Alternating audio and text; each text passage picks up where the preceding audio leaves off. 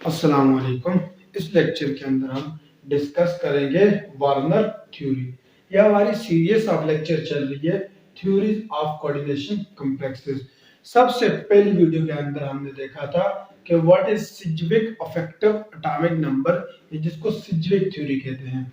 फिर उसके बाद दूसरे लेक्चर के अंदर, दूसरे वीडियो के अंदर हमने देखा था what is Jorgensen chain theory. And आज हमारा जो थर्ड लेक्चर है that was Warner theory of complexes। ये वार्नर थ्योरी को पुट फॉरवर्ड करने वाला था अल्फ्रेड वार्नर। कौन था जी? Alfred Warner. इसने ये वाली थ्योरी 1898 में दी थी और इसने इतनी जबरदस्त कोऑर्डिनेशन कॉम्प्लेक्सेस के ऊपर ये वाली थ्योरी अप्लाई की है कि इसको 1913 के अंदर नोबेल प्राइज दिया गया। इसने बहुत सारे काम किए। सबसे ज्यादा काम इसने किया आइसोमरिज्म इन कोऑर्डिनेशन कॉम्प्लेक्सेस को एक्सप्लेन किया, और जब मैं इसकी एप्लीकेशन पढ़ाऊंगा उसमें मैं डिटेल से बताऊंगा। तो ये वाली थ्योरी अल्फ्रेड वार्नर ने 1898 के अंदर पेश की और 1913 के अंदर इसके सुपर वर्क की वजह से, उम्दा काम की वजह से इसको ही अवार्डेड नोबेल प्राइज। तो सबसे पहली बात हम करते होते हैं हिस्ट्री। तो इसे in 1898 Alfred Warner put forward a revolutionary theory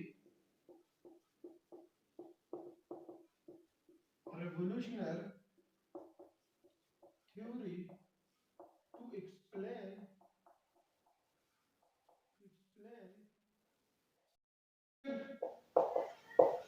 structure characteristics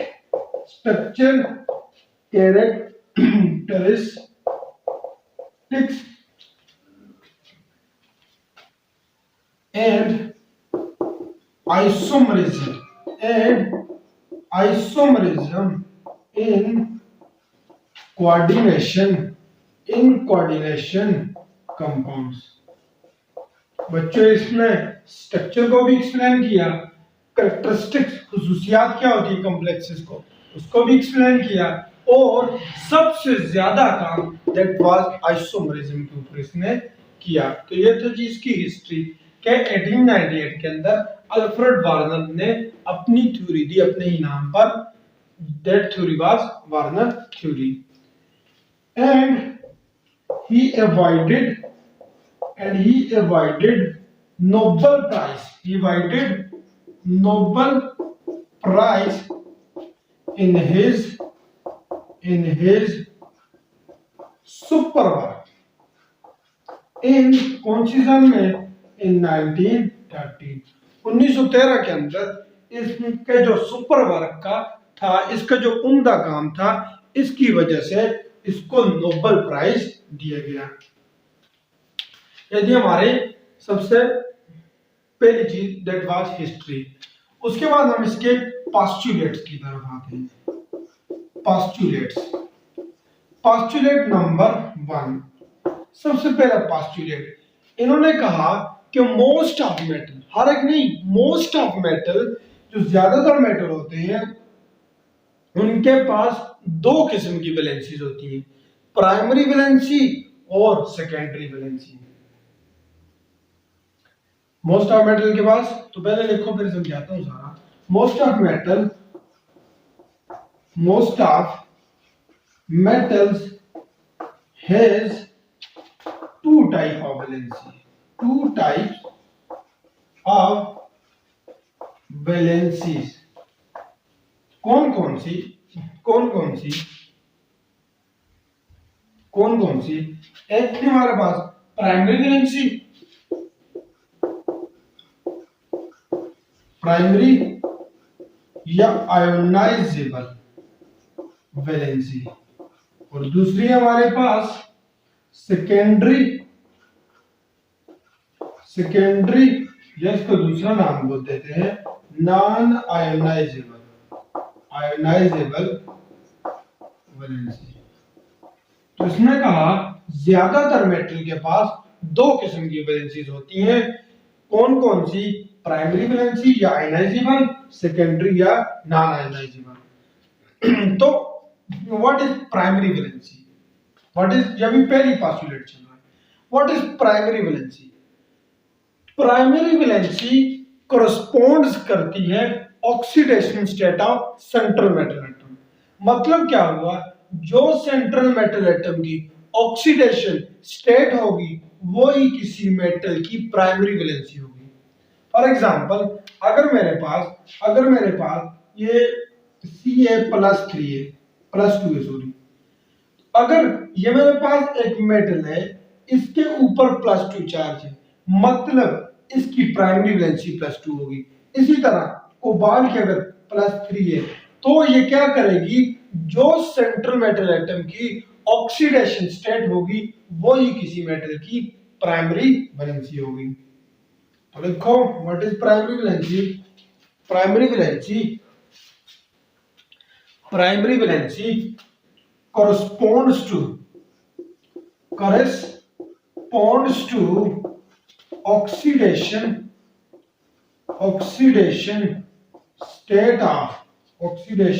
state of central metal atom and is satisfied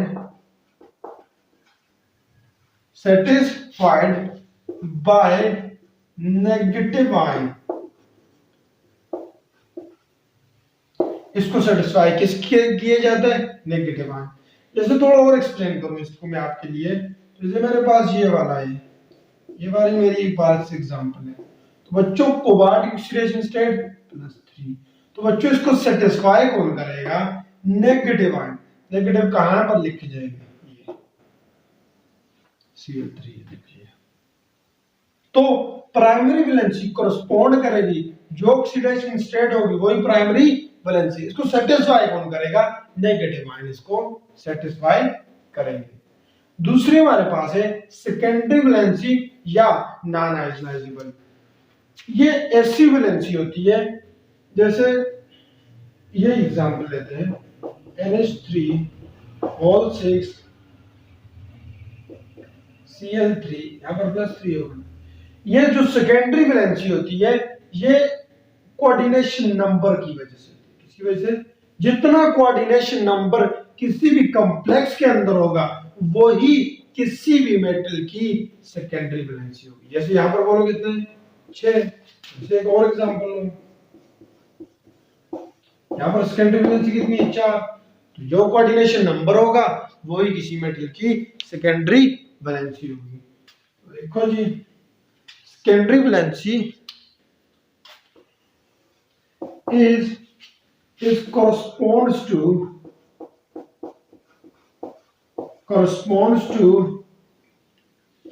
coordination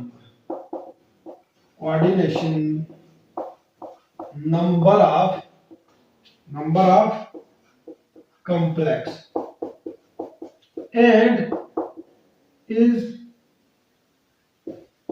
satisfied by negative, positive or neutral ligand. हमने पढ़ा था ना, न्यूट्रल नेगेटिव भी हो सकता है, लिगेंड जो होता है नेगेटिव भी हो सकता है, पॉजिटिव भी हो सकता है, न्यूट्रल भी। तो सेकेंडरी वैलेंसी क्यों के कॉरस्पॉन्ड करती है कोऑर्डिनेशन नंबर के ऊपर। कोऑर्डिनेशन नंबर क्या होता है? लिगेंड की मिकदार होती है। तो लिगेंड आपको पता है नेगेटिव भी हो सकता है, पॉजिटिव भी हो सकता है और न्यूट्रल भी हो सकता है। ये हमारे पास प्राइमरी वैलेंसी की पहली बात थी। आगे मूव करेंगे कि प्राइमरी वैलेंसी और क्या क्या होती है। तो ये भी पहली पॉइंट चल रही है, अभी पहली पॉइंट चल रही है। दूसरा हमारे पास पॉइंट है कि जो प्राइमरी वैलेंसी होती है वो आयनाइजेबल, ये तो यहां पर भी लिखना है ना, ये आयनाइजेबल होती है और कोऑर्डिनेशन स्फीयर के बाहर लिखी जाती है। जैसे फॉर एग्जांपल मेरे पास K4 FeCN6, तो तो ये क्या है मेरे पास प्राइमरी वैलेंसी। कहां पर लिखी गई है कोऑर्डिनेशन स्फीयर के बाहर। ये मेरे पास क्या है सेकेंडरी वैलेंसी, ठीक है प्राइमरी ठीक है सेकेंडरी। तो प्राइमरी किस से कोऑर्डिनेशन स्फीयर के बाहर, जबकि ये कहां लिखी जाती है कोऑर्डिनेशन स्फीयर के अंदर। जब इसको मैं आयनाइज करना चाहूंगा तो ये मुझे दे देगी 4 के positive plus FeCN whole 6 minus 4। मतलब क्या हुआ, जब मैंने इसको किसी भी सॉल्वेंट के अंदर डिसॉल्व किया तो प्राइमरी वैलेंसी मेरे पास क्या होगी डिसॉल्व होगी, जबकि सेकेंडरी वैलेंसी डिसॉल्व नहीं हुई। मतलब क्या प्राइमरी वैलेंसी आयनाइजेबल होती है और कोऑर्डिनेशन स्फीयर के बाहर लिखी जाती है, सेकेंडरी वैलेंसी नॉन आयनाइजेबल होती है और कोऑर्डिनेशन स्फीयर के अंदर लिखी जाती है। आई होप आपको समझ इस बात की आई होगी। क्या बोला है primary valency is ionizable and written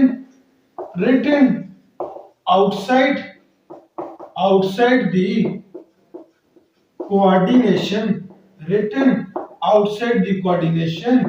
sphere। ये आयनाइजेबल है और लिखी कहां पर जा रही है कोऑर्डिनेशन स्फीयर के बाहर लिखी जा रही है।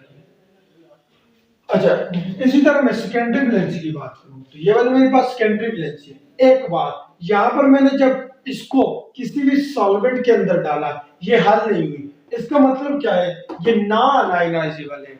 दूसरी बात कि ये वाली कोऑर्डिनेशन स्फीयर के अंदर लिखी जा रही है, तो इसके साथ लिखो डिफरेंस। ये दूसरा है, ये पहला डिफरेंस था ए, ये वाला बी है। तो सेकेंडरी वैलेंसी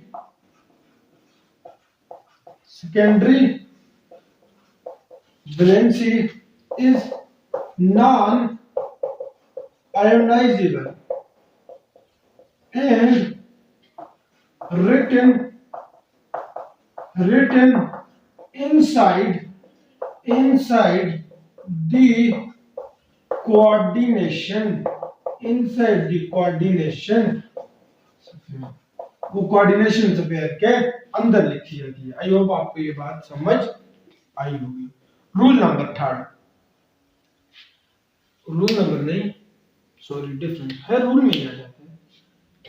थर्ड देखो बच्चों प्राइमरी वैलेंसी जो होती है, ये हमारे पास प्राइमरी वैलेंसी है ना, ये वाली प्राइमरी ये वाली सेकेंडरी है।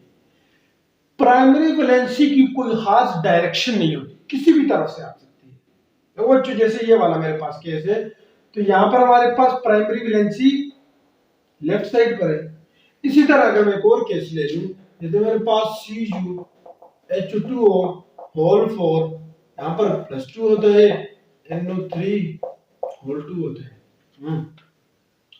तो बच्चों ये देखो ये भी कोऑर्डिनेशन स्फीयर के बाहर लिखी हुई है। मतलब क्या हुआ, ये जो प्राइमरी वैलेंसी होती है ये नॉन डायरेक्शनल होती है, ये किसी भी तरफ से आ सकती है। जब ये किसी भी तरफ से आ सकती है तो ये किसी भी कॉम्प्लेक्स की ज्योमेट्री को प्रिडिक्ट नहीं कर सकती। जब प्रिडिक्ट नहीं कर सकती किसी भी कॉम्प्लेक्स की ज्योमेट्री ये बता ही नहीं सकती। जबकि मैं सेकेंडरी वैलेंसी को देखूं तो सेकेंडरी वैलेंसी देखो एक बात तो ये फिक्स है, तो ये दूसरी बात ये कि ये डायरेक्शनल होती है। ये क्या होती है डायरेक्शनल। फॉर एग्जांपल जैसे मेरे पास ये केस है, कैसे डायरेक्शनल होती है बच्चों, एक CN यहां से आएगा, दूसरा यहां से आएगा, तीसरा यहां से, चौथा यहां से, पांचवा यहां से और छठा यहां से। मतलब एक खास डायरेक्शन से आ रही है। जब डायरेक्शन से आ रही है तो मतलब ये ज्योमेट्री बी कॉम्प्लेक्स को देगी, एक्सप्लेन भी करेगी सेकेंडरी वैलेंसी। समझ आएगी ना। इसी तरह बच्चों जब मैं टेट्राहेड्रल का केस ले लूंगा तो वहां पर ये कहां से आएंगे, एक उधर से आएगी एक इधर से। मतलब क्या हुआ कि जो प्राइमरी वैलेंसी होती है वो नॉन डायरेक्शनल हो रही है और ये डायरेक्शन होती है। टेट्राहेड्रल में ऐसे अरेंजमेंट होगी, इधर से ही आएंगे। अगर ऑक्टाहेड्रल हुई तो एक ऊपर से आ जाएगी, नीचे से आ जाएगी। तो तीसरा पॉइंट हमारे पास क्या है, primary valency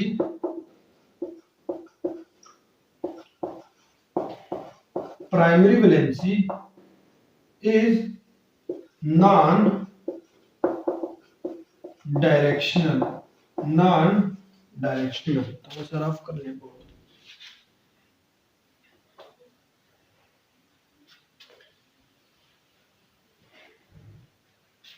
Primary valency is non-directional and do not give any geometry to complex। complex को कोई भी ज्योमेट्री ये नहीं दे सकती। जबकि मेरे पास secondary valency is directional. Yes, secondary valency is directional and give rise to geometry to the complex को क्या देती है, ज्योमेट्री देती है। मेरे हाल में इनमें डिफरेंशिएट का थर्ड पॉइंट था। मेरे पास 4 पॉइंट क्या है, ये बी था, ये वाला सी हो गई। अच्छा, जो मेरे पास इसका 4 पॉइंट है, 4 पॉइंट में ये है कि जो प्राइमरी वैलेंसी होती है उसको डिनोट किया जाता है डॉटेड लाइन से। जैसे मेरे पास कोई केस है, ये C N C N C N C N C N, let's suppose ये कोई केस है। तो बच्चों यहां से क्या है,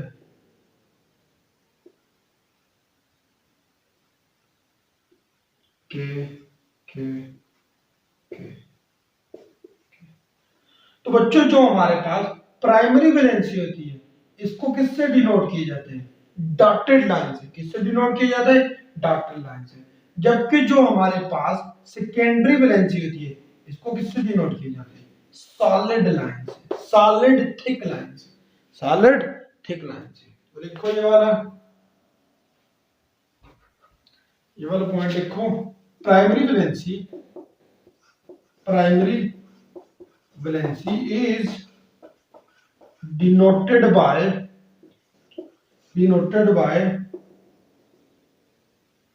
dotted line। जबकि बच्चों secondary valency is denoted by solid thick line. I hope आपको इसकी समझ आई होगी। आगे प्राइमरी वैलेंसी और सेकेंडरी वैलेंसी की एक और एग्जांपल देख लेते हैं। तो A B C D E point example देखते हैं। जैसे मेरे पास सिंपल साल्ट है, like in simple salt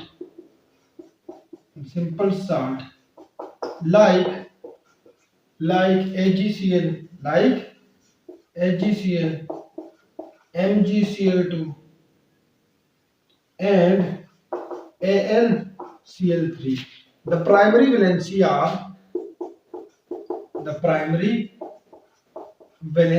are बच्चों क्या होगी, +1, यहाँ पर +2, यहाँ पर।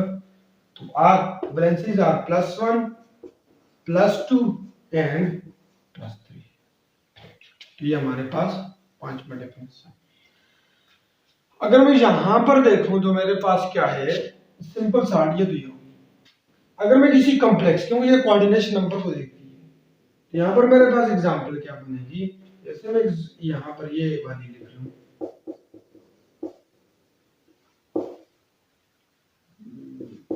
Cl3। तो यहां पर जो ये +3 ये क्या हो गया हमारे पास प्राइमरी वैलेंसी, कौन सी प्राइमरी, जबकि ये वाली हमारे पास क्या है सेकेंडरी वैलेंसी। मिकदार कितनी है बच्चों 6, प्राइमरी कितनी है, समझ आई होगी।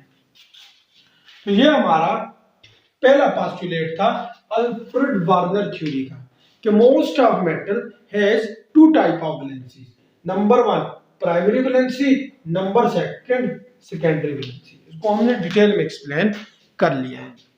अब जाते हैं पॉइंट नंबर 2 की तरफ। पॉइंट नंबर 2 की तरफ, ये सिर्फ पहला पॉइंट था। Now comes toward the second point, second postulate of Alfred Werner theory.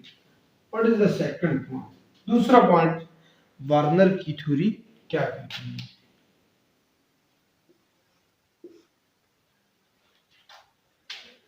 पहला था जी most of metal has two type of valencies, primary valency और सेकेंडरी वैलेंसी। दूसरा पॉइंट इसका कहता है कि जितने भी मेटल है हमारे पास, एवरी मेटल, वो चाहेगा कि वो दोनों की दोनों वैलेंसी को सेटिस्फाई कर सके।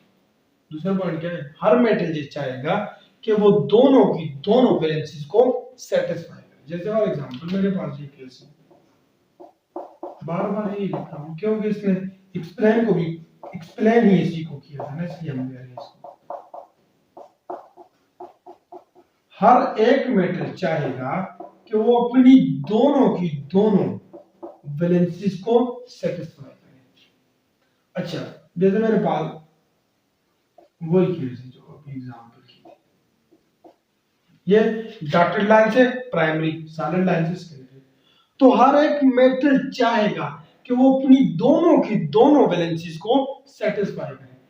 अगर जो भी मेटल इन दोनों को, दोनों वैलेंसीज को सेटिस्फाई करेगा तो क्या होगा, नेगेटिव आयन को, ये भी इज नेगेटिव बिहेव कर रहे हैं, तो नेगेटिव आयन को सेंट्रल मेटल एटम के पास आना होगा। देखो ये दोनों आ गए।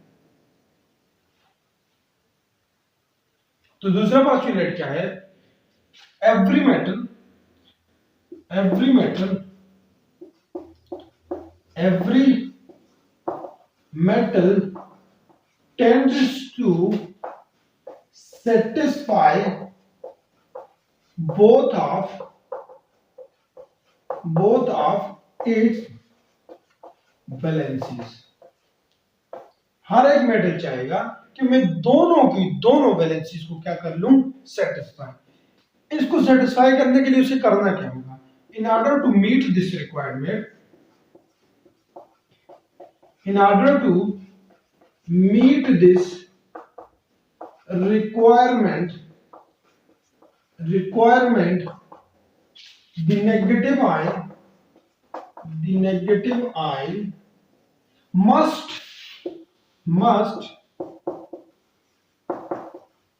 attached with central metal। हर एक मेटल चाहेगा कि अपनी मैं प्राइमरी वैलेंसी को भी सेटिस्फाई करूं, सेकेंडरी को भी सेटिस्फाई करूं। इन दोनों को सेटिस्फाई करने के लिए नेगेटिव आयन को मेटल के पास आना होगा। This is rule number second. तीसरा, 4 रूल दिए थे इसमें।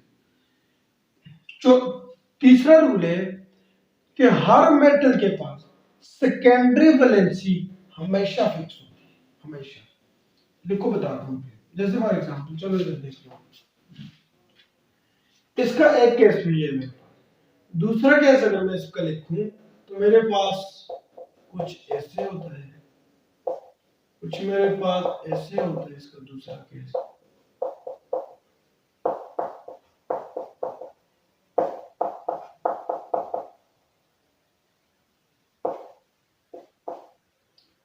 दूसरा बच्चों इसको मैं अगली वीडियो में डिटेल से एक्सप्लेन करूंगा। अच्छा, जिसको अगर समझ नहीं आ रही,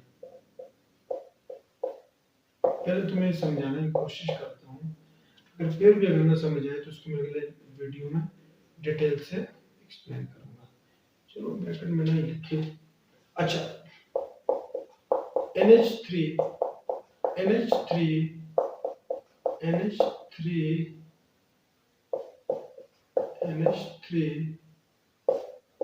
Cl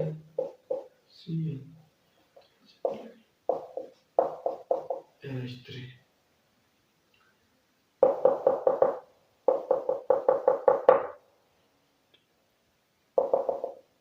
अच्छा, अभी मैं देखूं तो बच्चों मैं देखूं, यहां पर मैं देखूं कोबाल्ट की सेकेंडरी वैलेंसी कितनी है? सेकेंडरी वैलेंसी को सॉलिड लाइन से रिप्रेजेंट किया जाता है। 1 2 3 4 5 6। सेकेंडरी वैलेंसी कितनी है? 6। यहां पर कितनी है? 6। प्राइमरी कितनी है?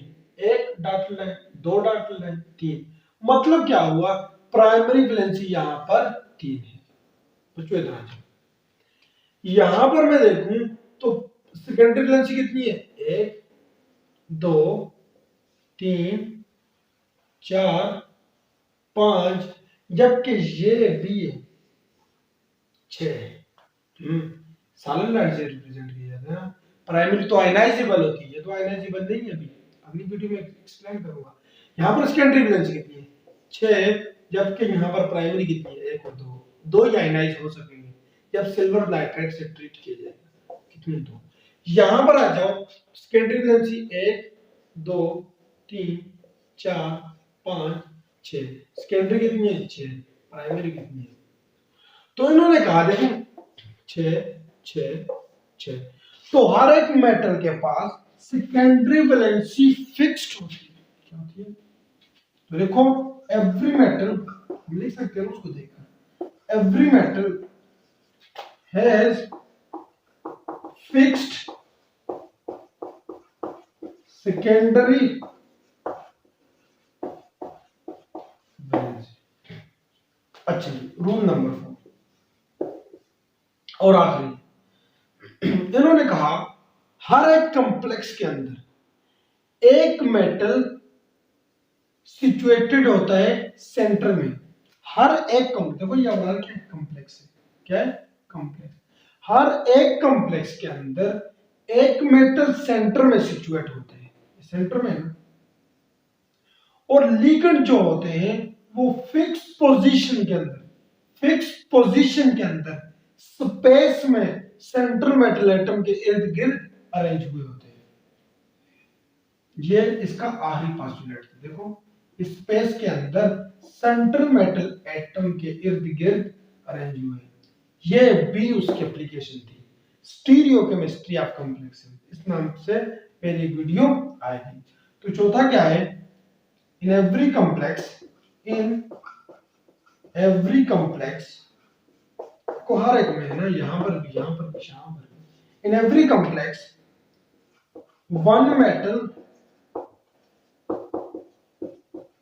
is called central metal atom and is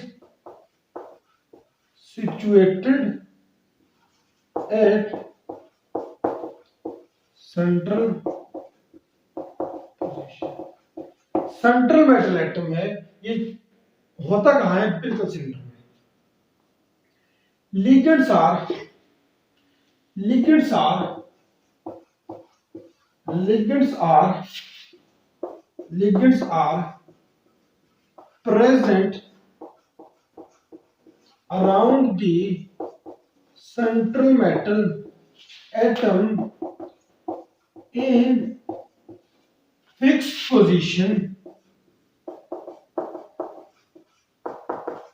in space।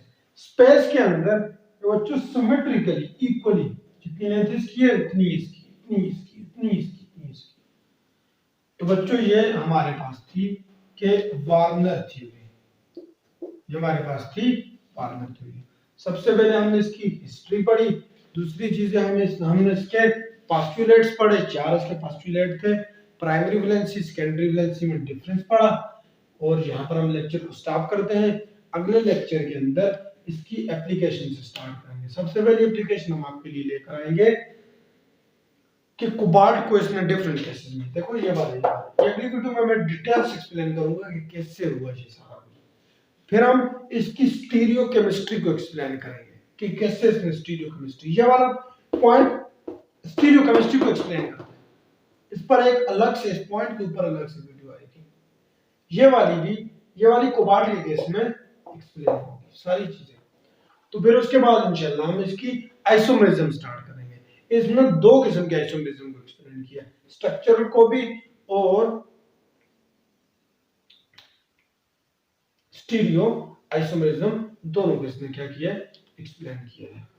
तो thank you for watching. Allah Hafiz.